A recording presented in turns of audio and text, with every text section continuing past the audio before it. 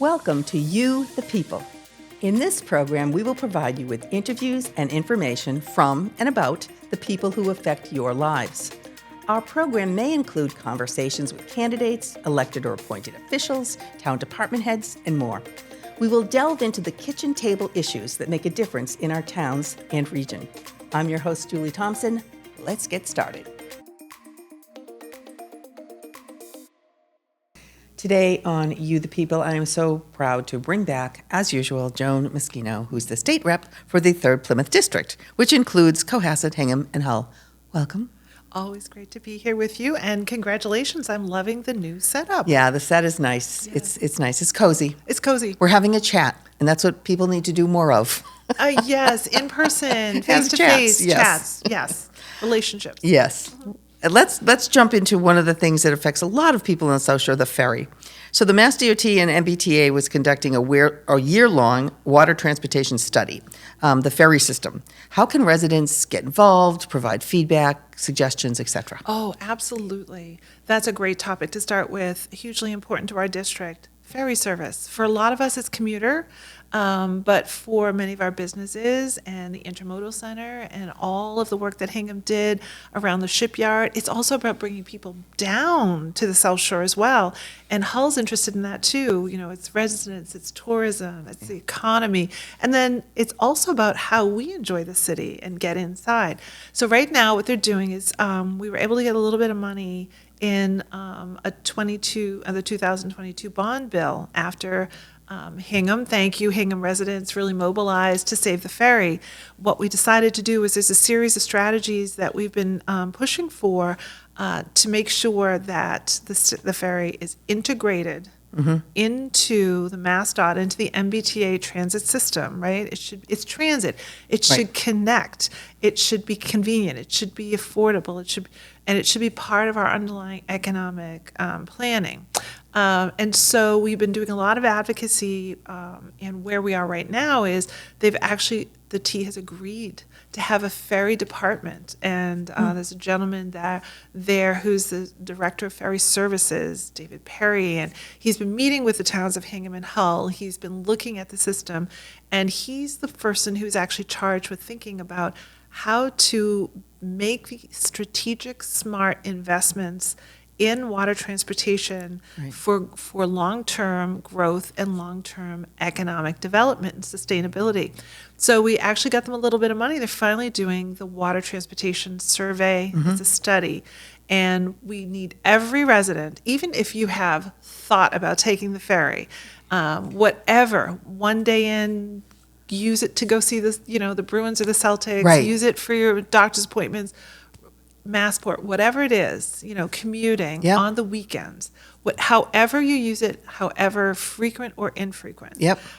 Please, please, please go to the MassDOT water transportation study page and fill out the survey. Okay. And we want the South Shore communities to be very well represented. And what I'm really looking for is everything that all of the residents have already told us that they'd like. More service to MassDOT, Logan Airport. Some people wanted a little earlier. Some people wanted a little later. Weekend service. Everybody has been calling for more weekend service.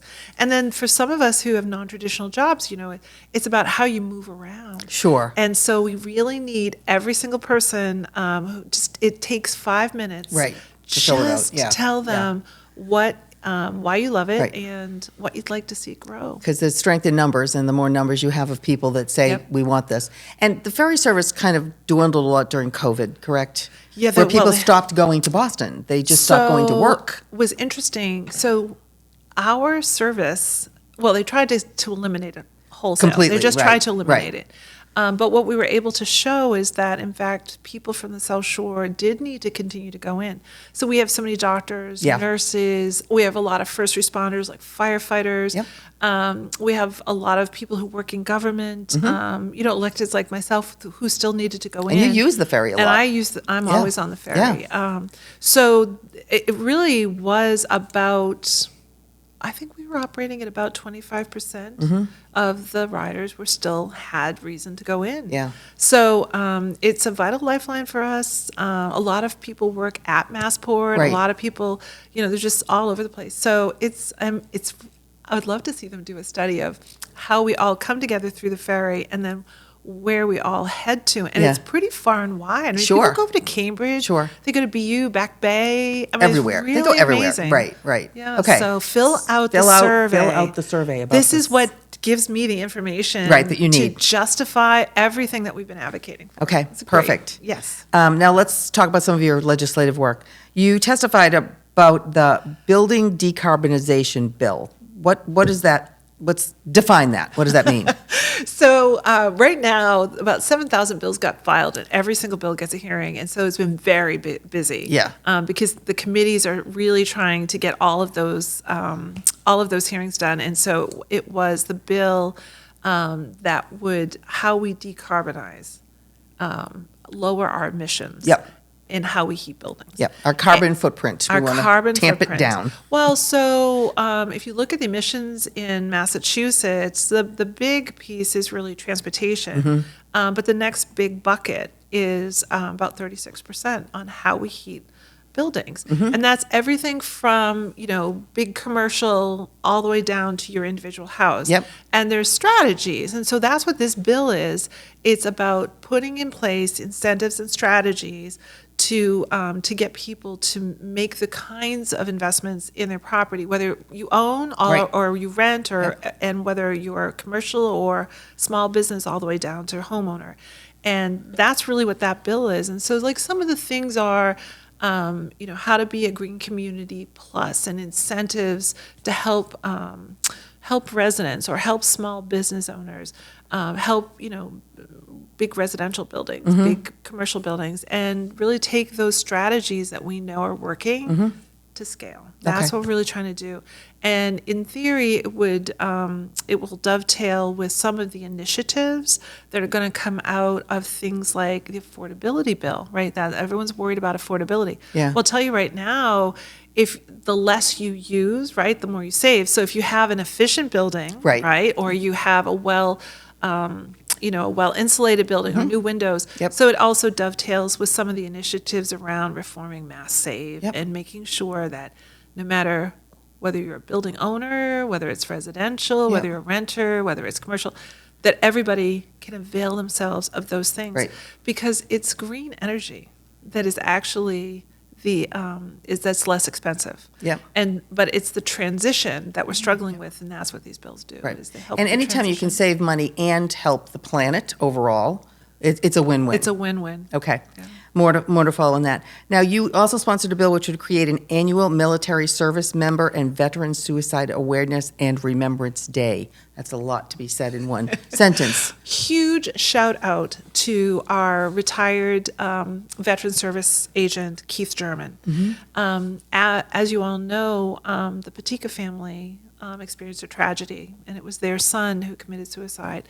And they were brave enough to say the words out loud. Right. And, to own what happened and to build that awareness and make sure that other service members, other veterans know that there are services out there. And it is okay to step forward for these services. Right. And so this was an initiative that came from Chief German, and he had connected with a national organization that chose September 22nd. Yep. And really what they're looking to do is build awareness. Sure. So on September 22nd, the House moved the bill. Great. And engrossed it. And now it's with our colleagues on the Senate side, and fingers crossed, it'd be really great to see it come out in time for Veterans Day. So we'll see what happens.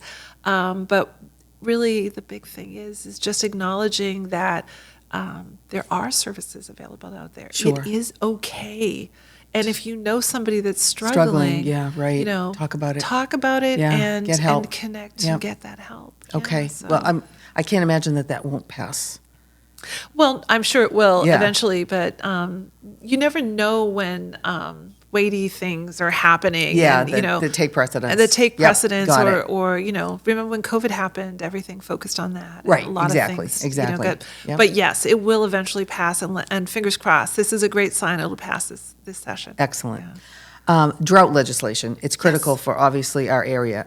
You joined the Mass Rivers Alliance for their lobby day. So I what did. did they lobby for, and what is the outcome that you hope for? So I filed a bill. Actually, it was a former colleague had put this forward, and when she retired, I took it over to better manage droughts. Mm-hmm. So we all understand we're in pretty significant drought, and we have been for some time, multiple years. Right.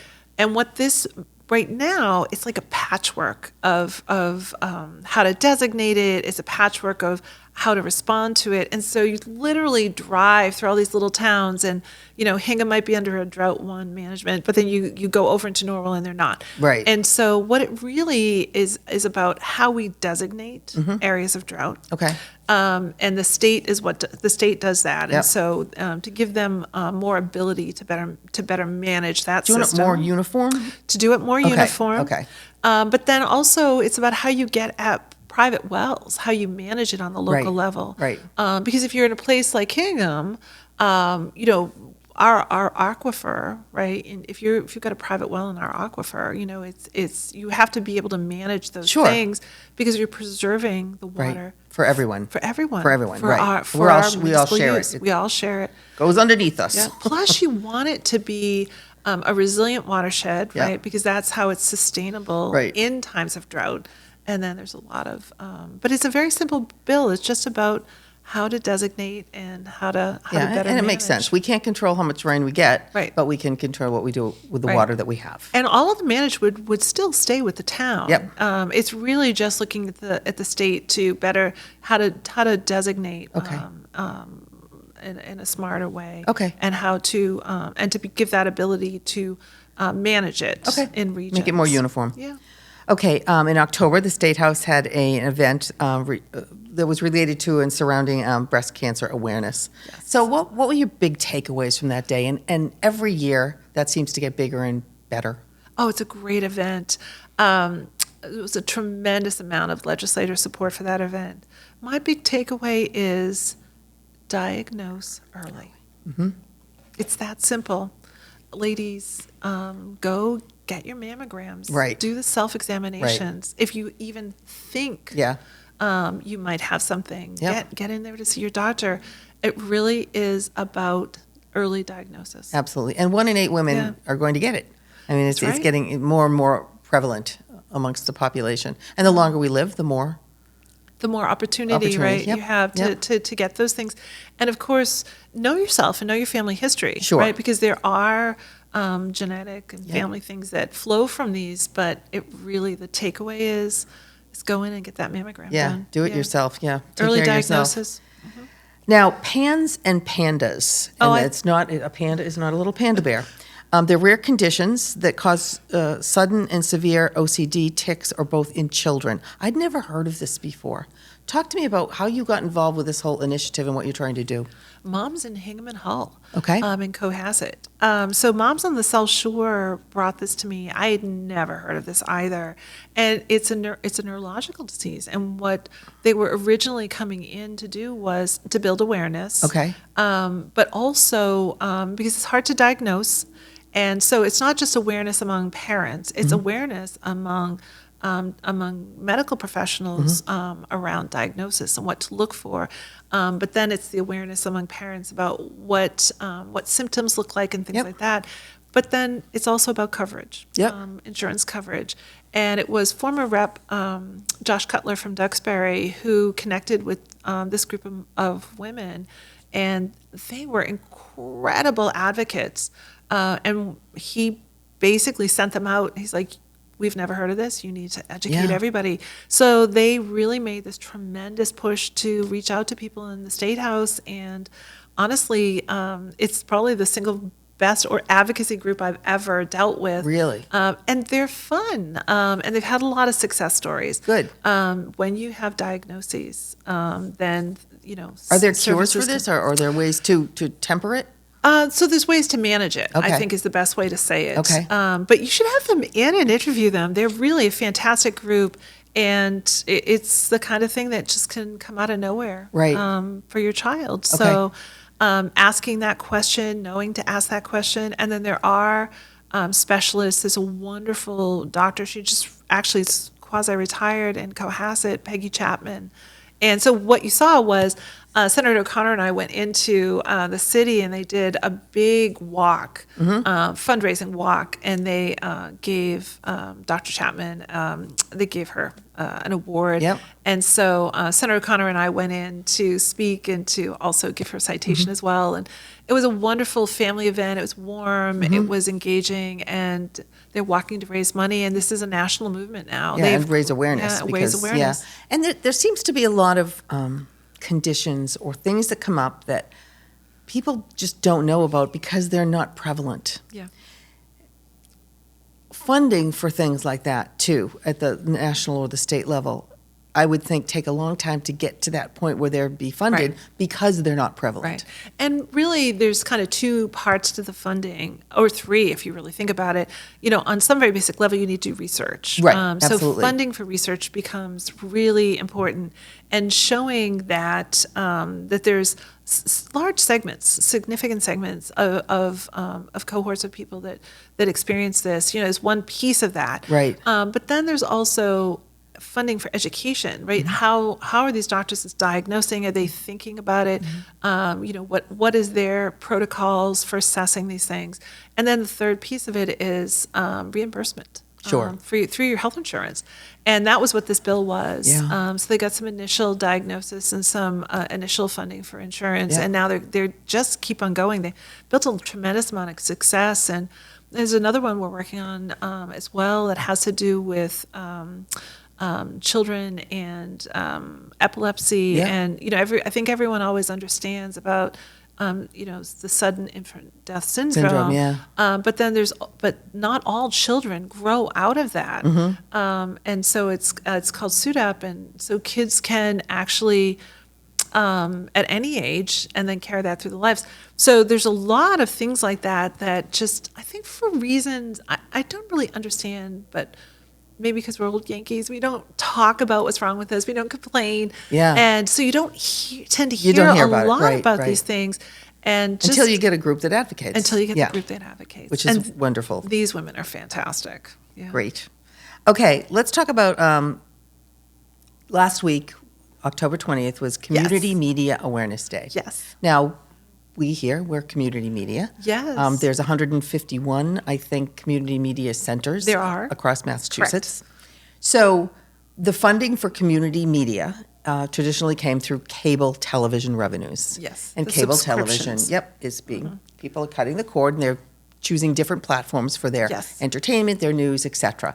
So the streaming services that people have do not also participate in helping provide funding for community media Yeah. centers. So you have been involved for a number of years Yes. on legislation to try to bring the playing field to be even. So what we're doing is we're updating the existing cable franchise laws to include those streaming services. So people are just they're just embracing technology, which is exciting and good. Yeah. I mean, we stream here, right? And so what we're just saying is everybody should pay into the public system for the public good. Right. And so the same assessment that we always have had on the traditional pay for TV model of cable subscriptions, all we're saying is everybody else, all these new technologies should be wrapped into that. And that's the crux of the bill. Right. So we had a little good news. So the bill had a great hearing. Really wonderful testimony. It really flowed, and a lot of people, members, I should say, are starting to really understand the issues. And the community media centers have done a great job of reaching out and updating. And obviously, I filed the bill, so we talk about it all the time too. Sure. But so the Senate actually, right? So you file in the House and the Senate And the side. Senate, yep. And the Senate actually moved their version of the bill like that. So that was very exciting because it has always been the Senate that was the hesitant little chamber. cautious, yeah. Cautious on that. Yeah. So we're just waiting now for the House to move the bill, and we have every reason to be optimistic. Okay.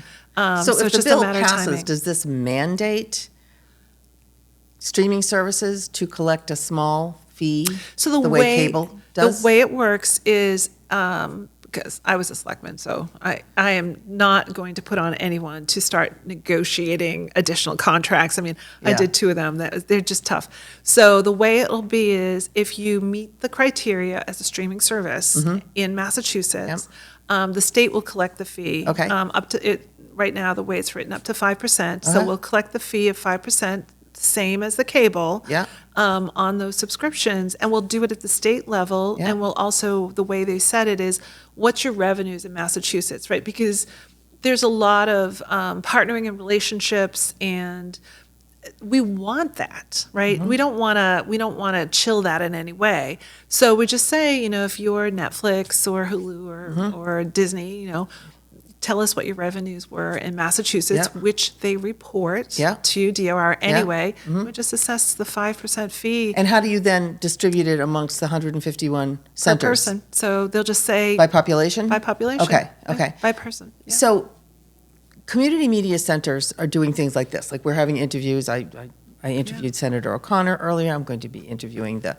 head of the select board for Hingham. We welcome anyone in towns or elected or appointed officials to come and talk about what they do.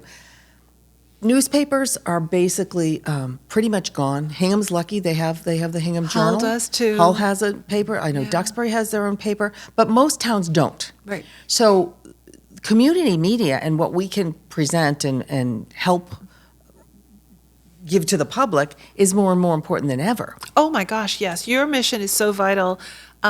This is the transparency bill. Right. This is how you see what your select board's doing or your school committee's doing.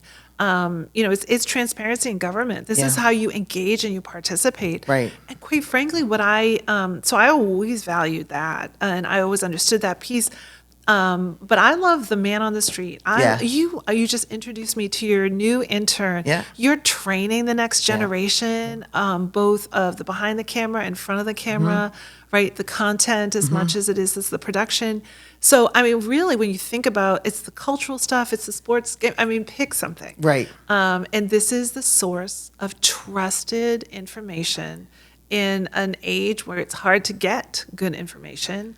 And honestly, it makes so much sense. So let's talk about that for a minute. Let's talk about the national conversations and the national broadcasting and the national stage that everyone is either very engaged in or they just don't want anything to do with it or they're halfway in between, how it filters down to the state level and then the local level.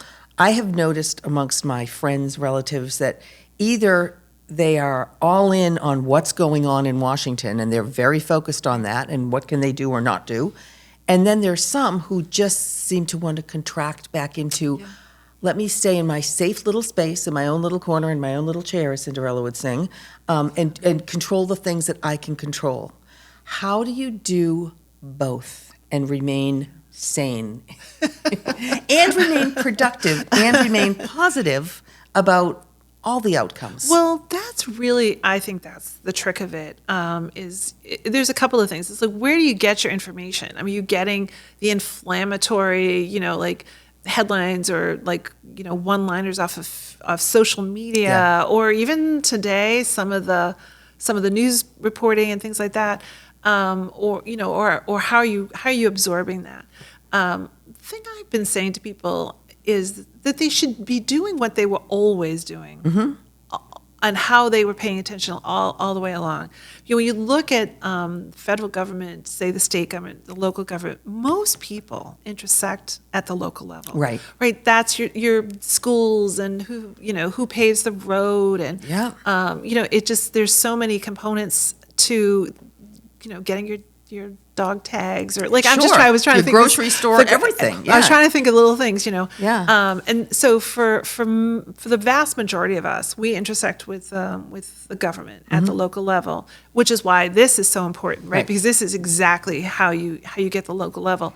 But it does matter, and it does filter down from the federal government to the state. A lot of people have been focused on public health issues, Yep. and regardless of how you feel about things like vaccinations, it's about, can you trust that information, and how does it filter down to Right. you? So what I've been telling people is, I think the most important thing is to engage in the community. And, we all work, we all have families, right? We all have our responsibilities. So it's that extra thing you're doing. So make sure it's something you love. So maybe it's join the Friends of the Public Library, Right. or if you've got young kids, maybe it's the Boosters Club, or if you're, if you have time, like the Garden Club, like these are, they feel like small things, but in fact, they are foundational things. Right. They're functional things. They're very much about how we build community. Yeah. And to me, that's really what I've been saying to people. If you're a political person and you love capital P politics, Yeah. and you're going to be doing your thing. You already know how to engage in Right. those processes. Right. But I think for people who, as you described it, sort of just like to stay in their little corner Yeah. of the world, it is hugely important Right. that you participate in your local government. It doesn't mean you have to run for select board or Right. school committee. It's really about how we intersect. Right. So join the Friends of the Public Library, because they seriously talk about banning books. Right. So, uplift your library, Yep. uplift the Hingham Public Library, and grow that Friends groups. And then if someone turns their steely eye to you, stand there and be brave. Right. And stand your ground. And talk to people. Talk to people. community. Yeah.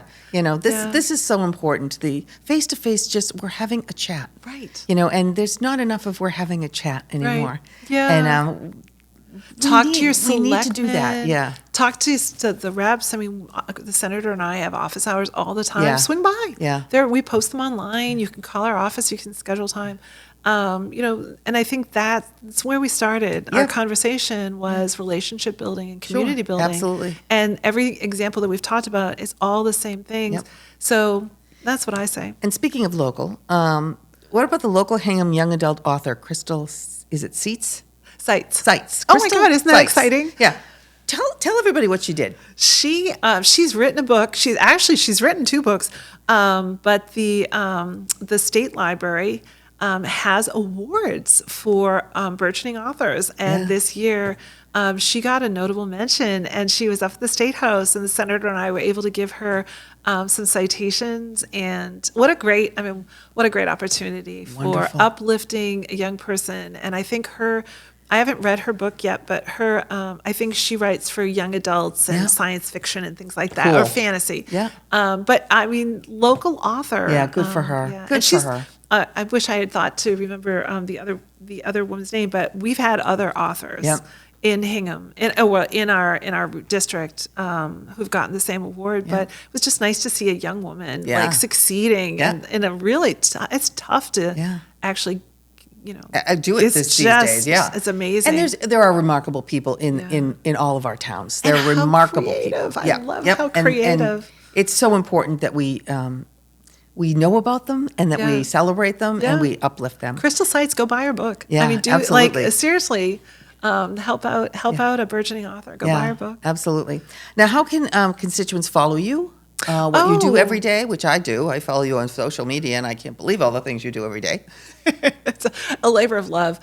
So we're on social media. So I think it's just Joan Meschino on Facebook and Instagram. Yep. And, we just try to post things that are, let you know what we're up to. Yep. We always try to do something from the State House, we talked a little bit about a lot of the legislation. We just happened to be heard this year, but we also try to uplift people like Crystal. Yep.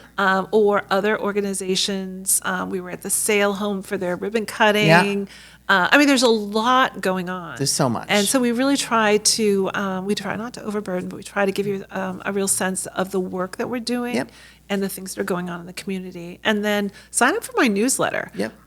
Which is really great. If you go to joanmeschino.com, there's a link right there on Yep. the website to sign up for the newsletter, and then you get a little bit more. Because most people have no idea. All the things that go on and all the things that you representatives do. Well, and to your point about the news deserts, the Hull Times is still out there, but there's really not a whole lot other than that. Now, there's some great online papers that have started. Yep. But that's not the same as like the reporters Right. who follow issues over yeah, time. yeah. So I'm grateful for like the Hingham Anchor, the Yep. Capacity, but they're doing a great job. But to have those local reporters. So in the absence of that, we're really just trying to put out a lot of things. And you have office hours, you have all kinds of things, ways to get in touch with you, which is on your website. So Yes. I recommend that everyone goes to Joan's website. Excellent. Thank you so much. Yes, thanks for having me in. It's been wonderful. And until next time, this is Julie and Joan saying, have a good day.